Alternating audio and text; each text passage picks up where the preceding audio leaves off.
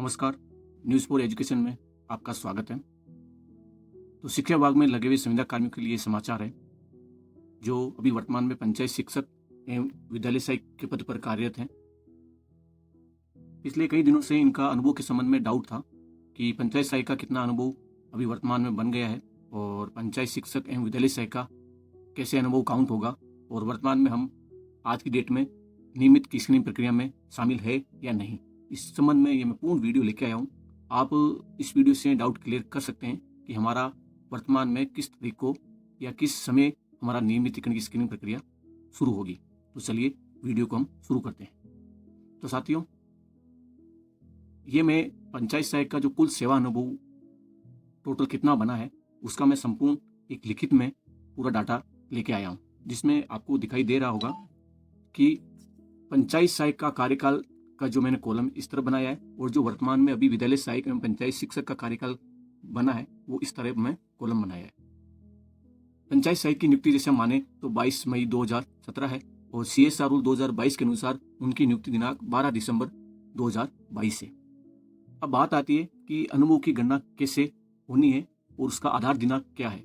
ये मैं आधार दिनांक नरेगा विभाग द्वारा हाल ही में आदेश जारी किया गया, जिसमें 1 अप्रैल 2024 आधार दिनांक रखी गई, यानी कि जो गणना की तारीख रखनी है 1 अप्रैल 2024 से पहले 9 वर्ष होना जरूरी है, या ये मान के चलो आइस पैटर्न से 3 वर्ष होना जरूरी है। तो आधार दिनांक वही 1 अप्रैल 2024 है, तो आधार वर्ष क्या होगा 1 अप्रैल से 31 मार्च। ध्यान देने की बात है, आधार वर्ष क्या होगा 1 अप्रैल से 31 मार्च। ध्यान रहे, आधार वर्ष को आप ये समझ लें कि पूर्ण वर्ष का मतलब 12 माह है। 1 अप्रैल से 31 मार्च का पूर्ण वर्ष होगा, वही अनुभव काउंट होगा। इसके बीच में अगर आपका अधिवर्ष हो रहा है, अधिवर्ष का मतलब ये होता है कि आधा वर्ष का अनुभव, यानी अगर आधा महीना, जैसे मान के चलो टोटल 12 महीने, अगर 12 महीने में अगर कोई वर्ष में 8 माह 7 माह 6 माह या 4 माह का अनुभव बन रहा है तो वो काउंट नहीं होगा। जैसे 1 अप्रैल मैंने बता दिया, आधार वर्ष का गणना होगी 1 अप्रैल से 31 मार्च, यानी अगर आपका नियुक्ति दिनांक 1 अप्रैल से बाद में हुआ है, 1 अप्रैल से बाद में, जैसे पंचायत सहायक का नियुक्ति दिनांक है 22 मई, तो 22 मई यानी कि अप्रैल से बाद में, वो भी 2017 का, तो अप्रैल से बाद में अगर ज्वाइनिंग हुआ है तो ये साफ जाहिर होता है कि 22 मई से लेके 31 मार्च 2018, यानी 22 मई 2017 से लेके 31 मार्च 2018 एक पूर्ण वर्ष नहीं हो रहा है, उसमें करीब 1.5 माह की कमी है। यानी कि 1 अप्रैल से लेके ये मान के चलिए 21 मई तक का वो जो अनुभव है वो अनुभव है ही नहीं आपके पास, क्योंकि आपने 22 मई को ज्वाइन किए, तो पूर्ण वर्ष ही आपका अनुभव काउंट होगा। और ये मैं आपको क्यों कह रहा हूं कि पूर्ण वर्ष काउंट होगा, क्योंकि नरेगा विभाग द्वारा आदेश में साफ लिखा हुआ है कि आपका पूर्ण वर्ष ही काउंट होगा, न कि अधिवर्ष यानी कि आधा वर्ष।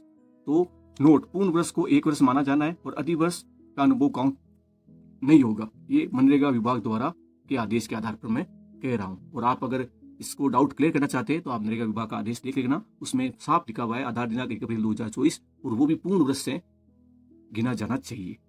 ठीक है, अब देखो, तो नियुक्ति मई में हुई है, मैंने फिर वही बात इसमें दोहरा दी है कि नियुक्ति मई में हुई है, अतः मई 2017 से 31 मार्च 2018 को पूर्ण वर्ष नहीं बन रहा है, अतः ये अनुभव नहीं काउंट होगा। तो अब आपका अनुभव काउंट कब से होना है पंचायत सहायक का? 1 अप्रैल 2018 से 31 मार्च 2019, ये पूर्ण 1 वर्ष बन रहा है। ठीक है, आगे वही 1 अप्रैल 2019 से लेकर 31 मार्च 2020 को 2 वर्ष, 1 अप्रैल 2020 से लेकर 31 मार्च 2021 को 3 वर्ष, 1 अप्रैल 2021 से लेकर 31 मार्च 2022 को 4 वर्ष, क्योंकि आपका ये 4 वर्ष तक अभी पंचायत सहायक का अनुभव बना है। क्यों बना है? क्योंकि आपने 31 मार्च 2022 से लेकर दिसंबर 2022 तक आपने जो भी पंचायत सहायक पद पर सेवा दी है वो आधा वर्ष में सेवा दी है, नहीं कि वो पूर्ण वर्ष हो रहा है। मैंने पहले ही कहा है कि 31 मार्च 2022 तक मैंने इसलिए सेवा अनुभव जोड़ा है कि वो 1 अप्रैल 2021 से 31 मार्च 2022 तक एक पूर्ण वर्ष बन रहा है। लेकिन अगर हम 1 अप्रैल 2022 से लेके 31 मार्च 2023 तक अपन पंचायत सहायक पद पर ज्वाइन करते या ज्वाइन रहते, तब आपका ये पूर्ण वर्ष माना जाता। लेकिन आपने दिसंबर 22 को संविदा रूल में एडॉप्ट होकर आप विद्यालय सहायक एवं पंचायत शिक्षक पद पर ज्वाइन कर लिया, तो आपका पंचायत सहायक का अनुभव कहां तक रहा? दिसंबर 11 तारीख तक रहा। दिसंबर 11 तारीख तक रहा, तो वो आपका आधा अनुभव हो गया, और आधा अनुभव नहीं जुड़ना है, वो नरेगा विभाग के आदेश के अनुसार मैं ये कह रहा हूँ। तो आप ये समझ चुके हैं कि आपका पंचायत सहायक पर टोटल 4 वर्ष का ही अनुभव बना है और 4 वर्ष के अनुभव से अब हम आइस पैटर्न से मिलान करते हैं।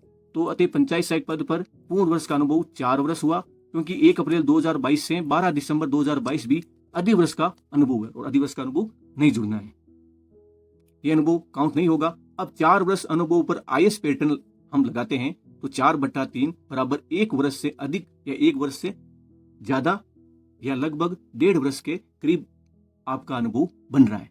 तो पंचायत सहायक का कुल अनुभव कितना हो गया? 1 वर्ष, क्योंकि अगर आधा वर्ष भी और आगे जोड़े तो इतना कोई इफेक्ट नहीं होगा। तो ये कुल मिला के मोटा मोटी पंचायत सहायक पद पर आपका 1 वर्ष का ही अभी तक अनुभव बना है। पहली बात ये हो गई। अब हम बात करते हैं CSR रूल 2022 के अनुसार आपका विद्यालय सहायक एवं पंचायत शिक्षक पद पर कितना अनुभव अभी बना है। तो ये CSR 2022 के अनुसार 12 दिसंबर 2022 को आपकी नियुक्ति हुई थी और आधार दिनांक वही 1 अप्रैल 2024 है, तो आधार वर्ष भी वही होगा 1 अप्रैल से 31 मार्च। गणना पूर्ण वर्ष होने पर ही अनुभव काउंट होगा। अतः 12 दिसंबर 2022 से लेकर 31 मार्च 2023 तक आपका आधा अनुभव बन रहा है, जो अनुभव काउंट नहीं होगा या जुड़ेगा, क्योंकि दिसंबर से लेकर 31 मार्च तक आपका अनुभव एक पूर्ण वर्ष सा नहीं बन रहा है, इसलिए ये अनुभव नहीं काउंट होना है। हाँ, अब आगे 1 अप्रैल 2023 से लेकर 31 मार्च 2024 जो भी 2 महीने पहले गई है, वहां तक आपका 1 वर्ष का अनुभव अभी वर्तमान में बन चुका है इस CSR रूल 2022 के पद पर। और 1 अप्रैल 2024 और 31 मार्च 2025, ध्यान रखें 31 मार्च 2025 जो आगे आने वाली है, उसको अगर काउंट करते हैं तब जाके आपका 2 वर्ष का अनुभव बनता है। और ध्यान देने की यही बात है कि इस CSR अनुभव में आईएस पैटर्न लागू नहीं होगा। तो पंचायत सहायक का 1 वर्ष का अनुभव और वर्तमान पद का 2 वर्ष का अनुभव, और 2 वर्ष का अनुभव कब हो रहा है? 31 मार्च 2025 में। ध्यान देने की बात है, आप ये ना समझे कि 31 मार्च 2024 में आपका अनुभव काउंट करते हैं टोटल तो आपका 3 वर्ष का अनुभव बन रहा है, क्योंकि संविधान रूल्स के अनुसार 3 वर्ष का अनुभव ही नियमित की श्रेणी में आता है, या टोटल 9 वर्ष का अनुभव अगर रखता है तो वो नियमित की श्रेणी में आता है। लेकिन आपका जो अनुभव बन रहा है वो 31 मार्च 2025 को ही 3 वर्ष का अनुभव बन रहा है, तब जाके आपका नियमित की स्क्रीनिंग प्रक्रिया में शामिल हो सकेंगे। ये अगर सरकार इस आधार पर, मैंने पहले ही बता दिया है कि आधार दिनांक अगर सरकार 1 अप्रैल 2024 रखती है तब आपका अनुभव ऐसे ही गणना होनी है। बाकी आगे अगर सरकार कोई इस शिक्षा विभाग में इस पंचायत सहायक या विद्यालय सहायक एवं पंचायत शिक्षक पर कोई नया आधार दिनांक रख दे या नया आधार वर्ष रख दे, तब उसमें कुछ अनुभव में बढ़ोतरी हो सकती है। लेकिन मैं नरेगा विभाग के आधार दिनांक के आधार पर ही आपका यह अनुभव टोटल काउंट किया है, जो वर्तमान में 31 मार्च 2025 को आपका 3 वर्ष का अनुभव बन रहा है। उस इसी अनुभव से आपकी नियमित स्क्रीनिंग प्रक्रिया 31 मार्च 2025 के बाद ही होनी है। ये न्यूज़ फॉर एजुकेशन चैनल द्वारा आपका पूरा अनुभव का विवरण दिया है। अगर आपको ये वीडियो पसंद आया तो लाइक करो और चैनल को सब्सक्राइब करो। जय हिंद, जय भारत।